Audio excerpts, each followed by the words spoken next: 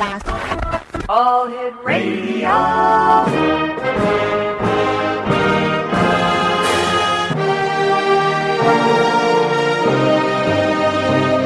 Welcome to the X Zone, a place where fact is fiction and fiction is reality. Now, here's your host, Rob McConnell.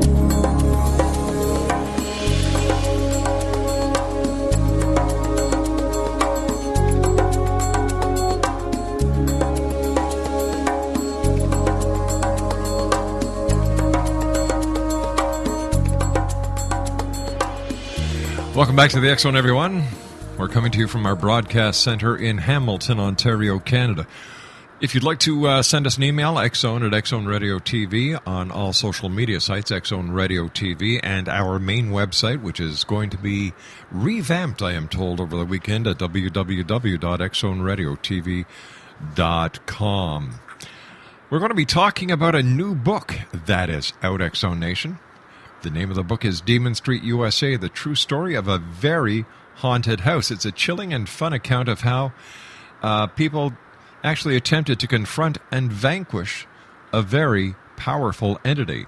The True Stories is a series of super scary events where David Rountree, who is our guest this hour, and co-author David Lunt encounter a demon who pops up in all of his, or her, frightening, hideous, when least expected, at a huge concert, at a psychic fair, in a graveyard, and in a terrified woman's house.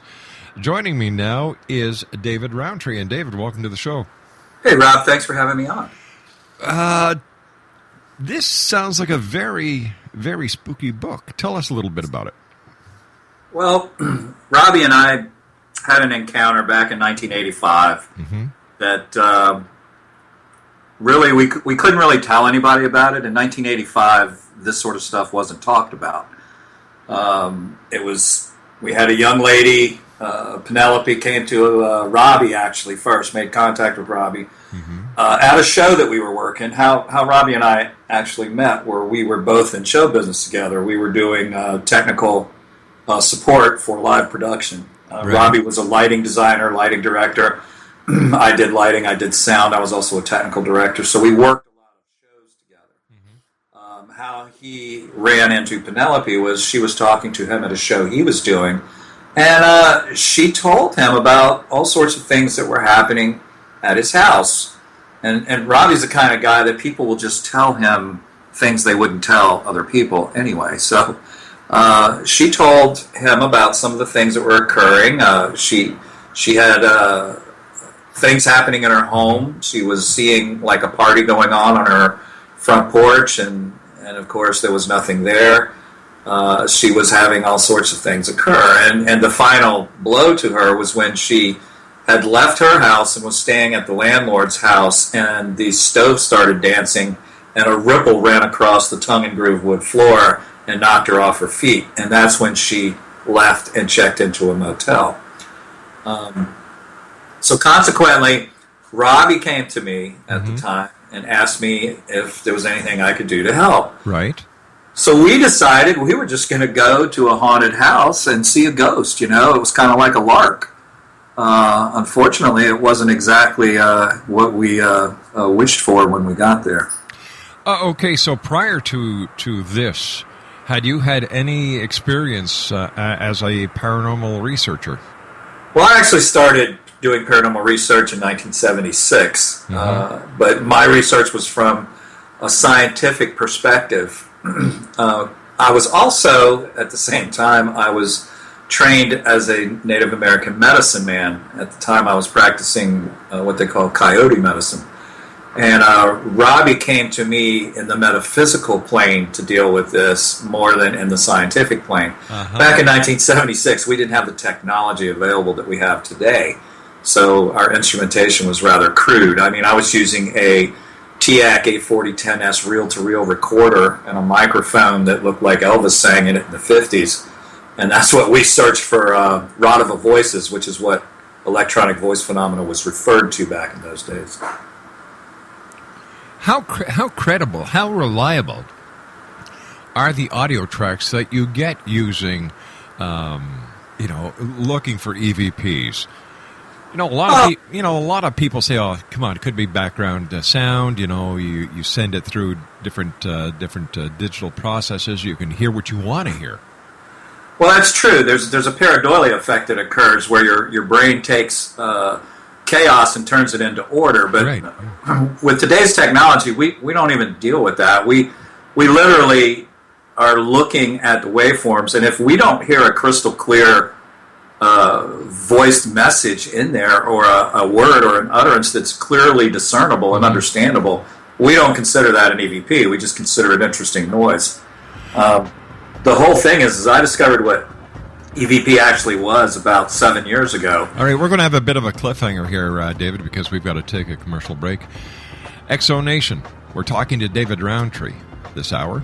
Not only is he the co-author of Demon Street, but he's also the executive director of S.P.I.R.I.T Lab. And we'll be back on the other side of this commercial break in 2 minutes as we continue here in the X Zone from our broadcast center in Hamilton, Ontario, Canada. Don't go away.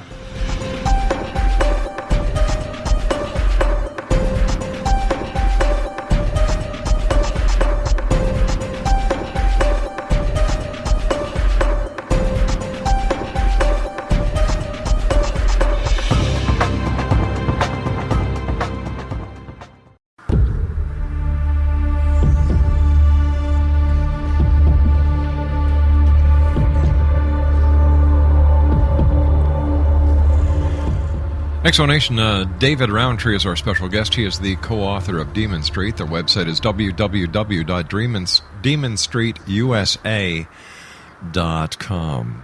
Let's go back to that investigation that you did way back when, and you and I were talking during the commercial break, and you said that this book was about a house in Florida.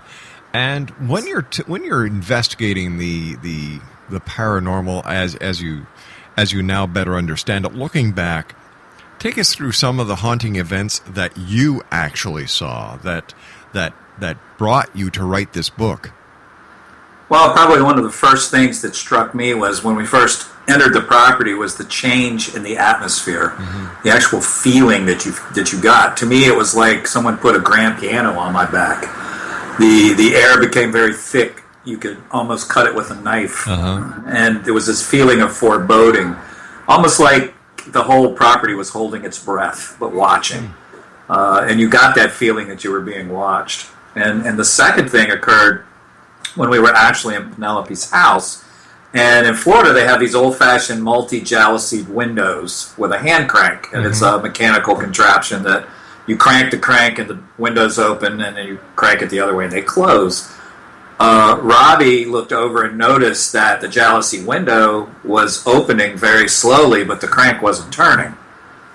So I had reached over and grabbed the crank because I figured, well, the crank's disconnected. It's not attached to the mechanics that open the windows, and cranked the window close again. So it was connected. So literally, we witnessed a violation in physics in front of our eyes where all of these mechanical linkages weren't affected by the windows opening and closing. And I literally tried to manually force the window open and close by moving the windows, and it wouldn't work. It didn't open or close. It was solid. So that was something we couldn't explain, and I think that was probably the first startling moment for me where I realized that, we had something very strange going on there. Why is it you think that only certain people see these strange events and the majority of people don't? It's a funny thing because everyone associated with us did see these things. We were by far not the only witnesses to some of the phenomena that occurred. We ended up, through the book, assembling a group of individuals to attempt to deal with this thing because I had never dealt with anything like it before and no one else had. And this was before the internet, it was before computers, before cell phones.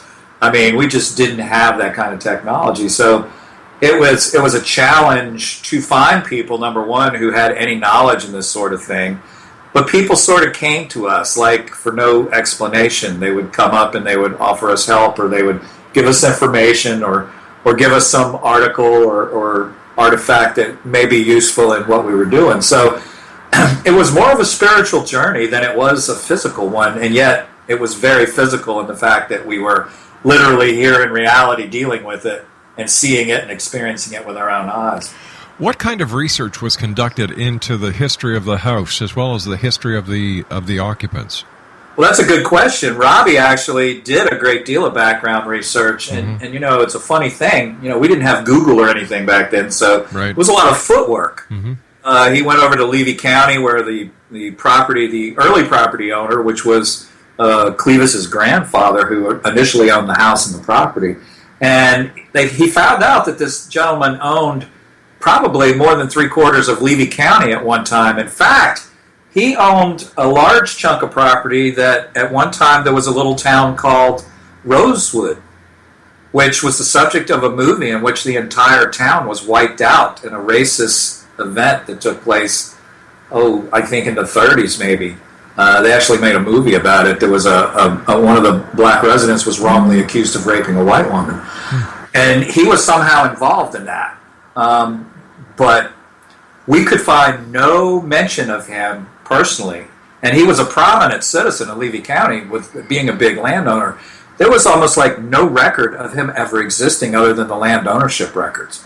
Now, a prominent person that has that kind of wealth is generally in the newspaper a lot, generally in public town hall meetings. No records whatsoever of this person even existing. So in the South, they have this kind of thing where if you kind of ignore things and sweep them under the carpet, they go away. And that's exactly what happened with Clevis's grandfather. So he was involved in some kind of shady shenanigans at some point before Ronnie was ever born. And more research was done. It turns out Ronnie's grandfather was in actuality his father. His grandfather had raped his mother, and that's how Ronnie Clevis was conceived. So there was some real dark, shady stuff in the background. Not to mention that we think that there was a heavy BDS&M scenario on the property at one time. We found a lot of things indicative of symbolic bondage occurring, or even maybe ritual bondage occurring. So we suspected there was a great deal of darkness associated with the property. But what was the darkness associated with the recipient of all this haunting? Why this person? Well, I think it was a target of opportunity, really. I think Clevis had an incredible personal library. For a person that was a stereotypical redneck in north central Florida, he had a library that was composed of ancient grimoires, ancient books, some of them legendary, not even known to exist, but were actually thought to be, legend, not even real. And these things were ancient books that were leather-bound, handwritten volumes, and some of them were in parchment, some of them were in Latin, some of them were in ancient Greek, some of them were on vellum, some of them were on, we had scrolls, we had papyrus, there was even clay tablets with cuneiform writing on them on this guy's bookshelf. And something had occurred there where he had probably conjured something in one of these books and probably didn't exactly get what he was trying to get and got something else. Or is it possible that one of these books was actually possessed that he brought into his house, and this is where the entity came from? We can't rule any of that out. So there's so many different conceivable possibilities there.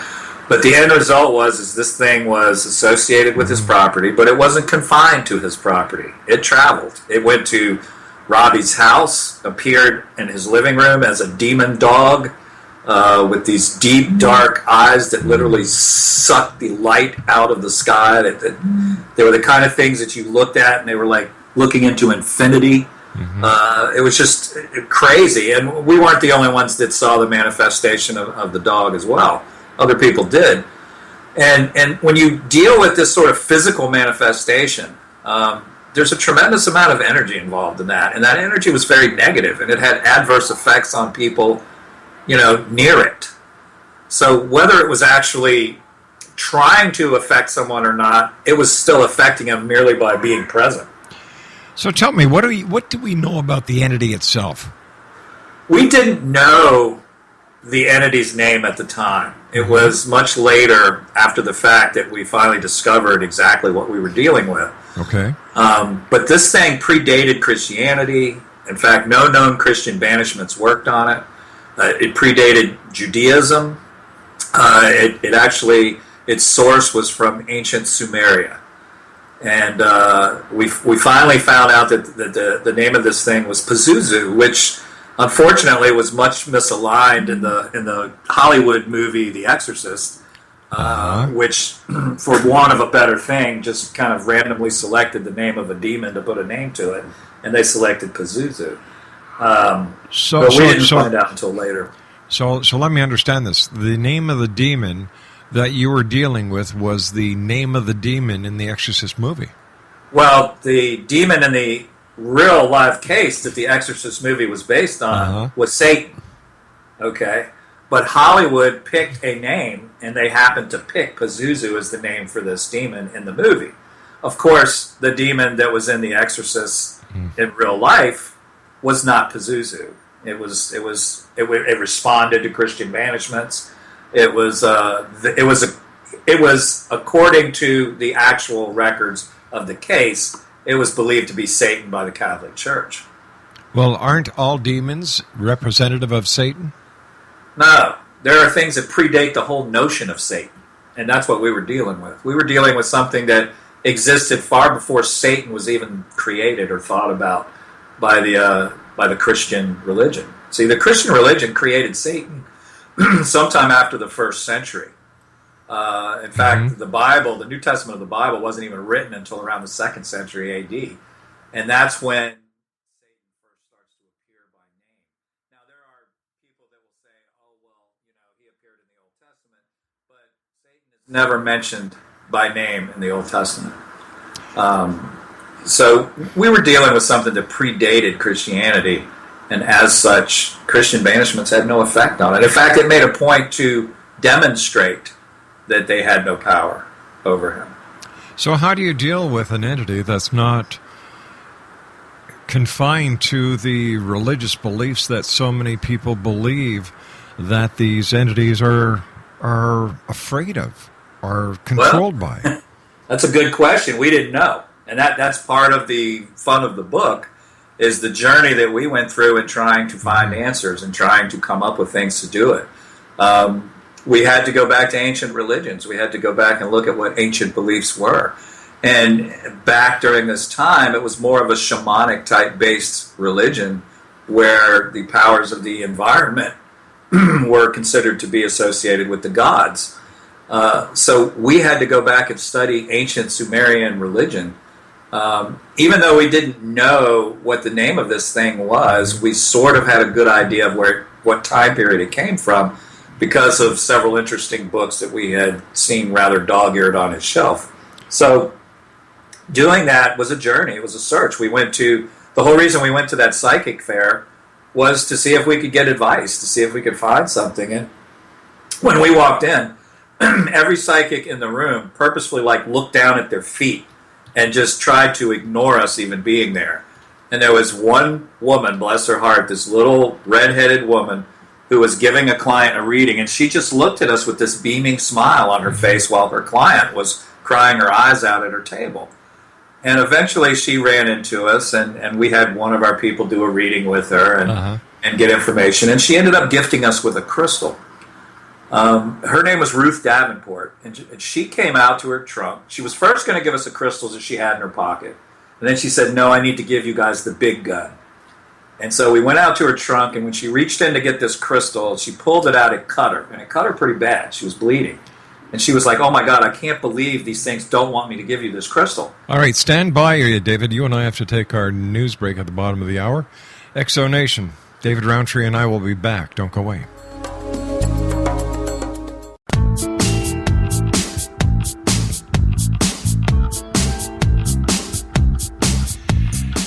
Exo Nation, our very special guest this hour is David M. Rountree. He is the co-author of a very interesting book, Demon Street USA, the true story of a very haunted house. His website is www.demonstreetusa.com.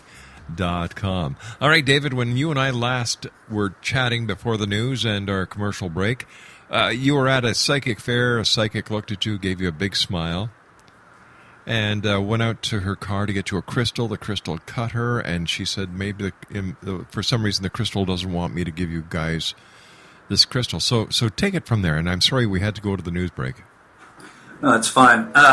What literally happened after that was she gave us this crystal. It was a fairly large crystal. She told us we had to cleanse it.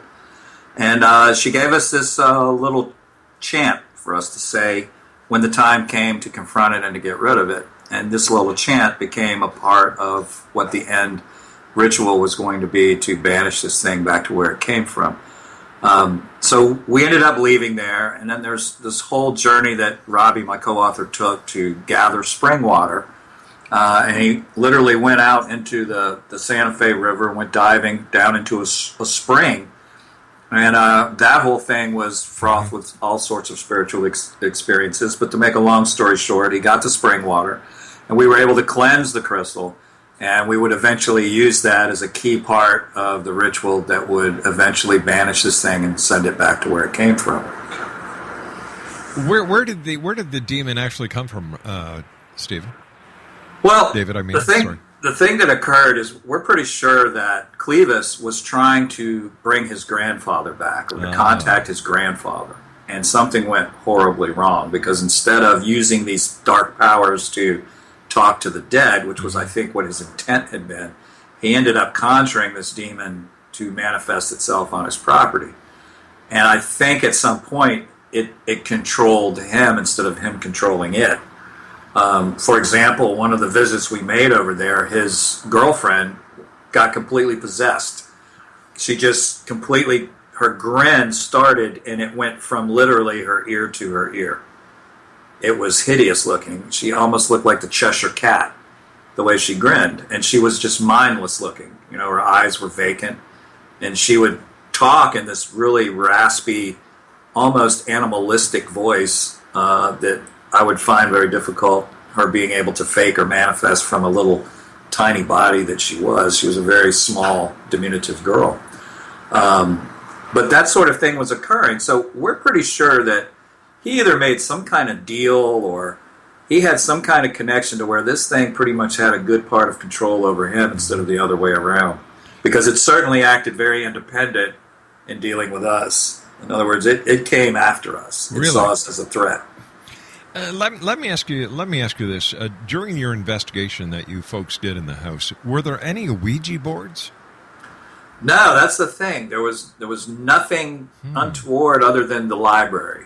You know, his den was all bookshelves all the way around it. All walls had bookshelves, and they were all covered in these all similar themed books. They were all ancient grimoires, or they were studies on the supernatural. He had a lot of Crowley's works on the shelf. It just all the same subject matter, and it was all dark. Now, you know, I've been doing this show for 23 years, David, and I have over 6,000 books that have been sent to me from authors all over the world. I have paranormal paraphernalia coming out of my yin-yang. And yet, I have not had 1 ounce of unusual activity. Well, the books were published, right? Some were, many weren't. They're the thing that I don't think it's so much that there may be something associated with the books themselves, although that's possible, just because of the age of the books and things of that nature. These books were all grimoires or spell books. They were books that were conjuring books. They were written to conjure spirits into being. I have black magic books. I have white magic books. I have voodoo books. I have Santeria books. And, but you probably aren't reading them out loud, dancing on one foot, and swinging a knife in the air while you're doing it either. Well, that explains what happens to my wife at times. I'm sure. The whole thing behind it is intent. I see. And how this stuff works is that the more intent you put into something, that's literally the power that's being manifested as the human intent. And that's how these things work. And if you intend something strong enough, you create your own reality, so to speak. And if you have enough intent, you create everybody's reality. But let me ask you this, based on what you just said, how much of the paranormal is actually created by the person who is the agent instead of being the target of the paranormal activity? Is it possible that they themselves are the cause of the paranormal activity? There's certainly a contributing factor. We've known in the scientific research end of it, we've been aware ever since the Princeton University S.P.I.R.I.T lab did studies and documented the whole power of human intent, and now Dr. Lynn McTaggart's continuing that work with focusing on seed growth and other ways of affecting different parts of the environment. Mm-hmm. But we know from quantum mechanics that there's a thing called the observer effect. And that goes back to wave-particle duality, where matter can be a wave or it can be a particle, depending on how it's measured and when it's measured and by who. So it's just a probability until it's literally observed. And that's a human factor. And when we observe it, it either becomes a wave or it becomes a particle. And until that point, it's just potential. So to a certain degree, we do have a factor in creating or at least affecting our own personal reality, and to extend that, the reality of those around us. But isn't that the same principle behind positive reinforcement and the same principle behind those who use visual props, or the same principle behind The Secret? Oh, sure. I mean, again, it depends on how it's used. Power in itself has no alignment. It's neither good nor bad. It's just power. It's the human element that decides whether it's good or whether it's evil. And then when it's evil, there's a different, level of spirituality that responds to that than the good. For example, you have demons and angels. You have gods and you have devils. You have the different sides of the spectrum, and they all respond to different energies and different frequencies as far as that goes. That's because we live in a binary existence, 0, 1, up, down, left, right, in, out, black, white, and the list goes on and on and on. Tell me about the demon. Did the demon react to any religious artifacts or any religious... we did, I know where you're going with it. Yeah. We did not notice any recoiling from any religious artifact, and until we started using ancient Sumerian and nature-based, energy type of manifestations against it, we had no effect on it whatsoever with anything we tried that was of relatively modern religious, use. Well, did you actually bring a member of the clergy in to help with this exorcism? Yeah, we did not. In 1985, the only clergy that you could go to even listen to you was the Catholic Church, and I wasn't Catholic. And at that time, they just didn't listen to you. For the Catholic Church to get involved, it takes months for everything to be approved. The Pope has to approve it. Well, I beg to differ with you here, because in 1972 there was a very well-known haunting and poltergeist activity that happened here in Ontario. And the church jumped in with both feet, the Catholic Church. That's true, but it wasn't an exorcism. Yes. It was? It was. That's very unusual, because the bishop, at the minimum, has to approve an exorcism. And in fact, I was talking to somebody earlier today. There was his case was another Ontario case that I very well aware of, and there was a Monsignor and a priest that were involved in the exorcism. See, I've worked with local clergy here where I live in New Jersey, and the bishop has to approve any of that because there's prerequisites that the case has to meet for liability purposes before they'll act. They'll do a blessing of the property or something of that nature, but to literally do an exorcism, there has to be eliminations of common causes for some of this stuff, and there has to be things that are supernatural associated with it, like a levitation, for example, or something of that nature. Otherwise, they have to do a mental evaluation of the person. There's all sorts of things that they have to do for liability reasons. Well, in one of the cases, there were 4 police officers who witnessed a sofa levitating while they sat on it. That's a pretty good witness. Yeah.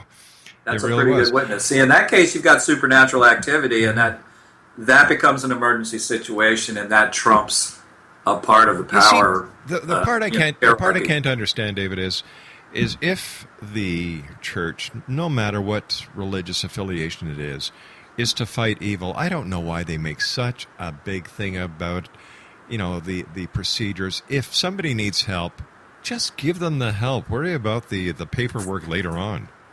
Yeah, I agree with you. Unfortunately, we live in a society that's real quick to sue for money because it's a greed-motivated thing. And I think a lot of religious groups have run into that and, had some severe monetary damages done to them.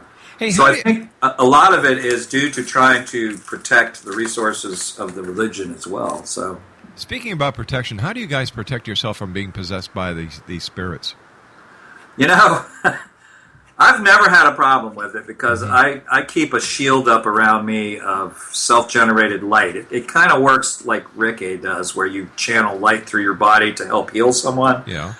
You can do the same thing with yourself to protect yourself by creating this bubble of light that you visualize around you all the time. And it definitely is very difficult to penetrate. It's not foolproof. There are some things that actually could get through it. It's a struggle. It's a battle. But you do that, and there's talismans that work in some cases. There's ritual that you can do in some cases. There's things like good old sea salt that works really great, and things of that nature. We actually deployed a Native American methodology of using corn. Corn magic's very powerful. So there's many different ways to arm yourself, but a lot of it depends on the nature of what you're dealing with as well. So how were you able to finally get this demon to leave? Well, we ended up doing a hodgepodge of different belief systems and sort of wrote a ritual out, and then we performed it. And we had different people give us different pieces of it. It was amazing. It wasn't like we authored something from scratch. People would come in and they would give us bits and pieces, tidbits, and say, you're going to need to use this. And so it was arranging all the information that came to us into some kind of makes sense format. And then literally get together on a Halloween night is how it played out, amazingly. And we did this ritual in my living room to remotely attack this thing because we weren't allowed back on the property anymore. Why not? Clevis told us that if we came back again that he would send the demons after us, which was a little late for that. They had already come after us, but he also said he would call the police and have us arrested for trespassing because apparently our presence there stirred a lot of his things up. So we had to deal with it remotely, which was a handicap in a lot of ways as well because we had to focus our intent to cover an area. And in the process of doing that, some things got caught up in it that weren't supposed to be caught up, and we ended up banishing more than just the demon, and that's going to be in the sequel to the book. So how do you know you actually banished the demon if you weren't there? Well, because shortly after that, we drove by there right after we finished doing the ritual, and it was like somebody had blown all the paint off of all three houses on the property. It was literally like some kind of concussion occurred that blew all the paint off the buildings. And Clevis dropped out of a heart attack shortly after that. And we figured that he had he had been diagnosed with 6 months to live 3 years before that with a congenital heart problem. He was dying, and he should have been dead years before that. Well, that may explain his quest to absolutely interact with the paranormal to try and prolong his life. Absolutely. Yeah. So what do you say to people who may think their house is haunted? Well, the first thing I would say is if you sense that it's harmful, go to your clergy. That's the first place to go. The clergy, thank God, nowadays is way more attuned to it than they were in 1985. Right. And there's way more people, priests and people trained in it now than there was in 1985. I think we now have 50 exorcists in the United States with the Catholic Church, where before there was maybe 20. For the whole country. So, go to your clergy first, whatever your belief system is. Go to your holy people first. And if your holy people have no success with it, then you're going to have to hunt for someone that follows a more shamanic path. And that's tricky because you have a lot of people out there claiming to be demonologists. Exactly. And they've essentially got a $35 certificate from an online institution of some kind that doesn't require them to have any knowledge but a checkbook. So you're going to have to probably go word of mouth, because the true shamanic people out there, they don't advertise, they don't put ads in the phone book, they don't build websites on the web. They walk the earth. And so you have to kind of go word of mouth and find someone that can help you, like old root doctors and old women that are like herbologists and things like that. They're the people that still have that knowledge. All right, David, stand by. You and I have to take our final break for this segment. Exonation David Rountree is our very special guest this hour. And David is the co-author with Robbie Lunt of Demon Street USA. His website is www.demonstreetusa.com. And we'll be back on the other side of this break as we continue talking about Demon Street USA with our guest this hour, David. And David and I will be back. Don't go away.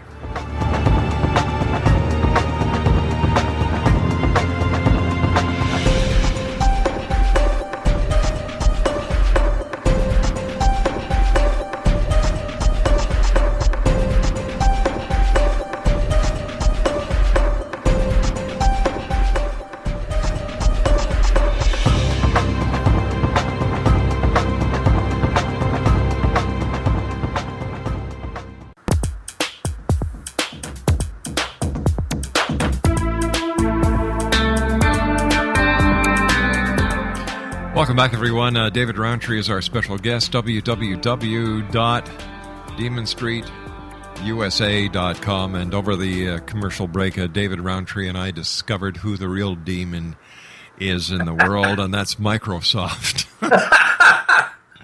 Hey, first of all, David, it's been great having you on the show. Continued success. Please give my very best to Robbie. We'll get him on in the near future to get his input on this fascinating story.